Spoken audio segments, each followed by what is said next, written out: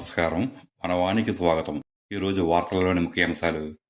తూర్పుగోదావరి జిల్లా అనపర్తి నియోజకవర్గం బిక్కవోలు మండలం ఆరికరేవుల గ్రామంలో శ్రీ వెంకటేశ్వర స్వామివారి ఉత్సవాల సందర్భంగా రాజమండ్రి బాలరాజరాజేశ్వరి వారిచే బాల బాలికలతో కూచిపూడి నృత్య ప్రదర్శన కార్యక్రమం నిర్వహించడం జరిగింది.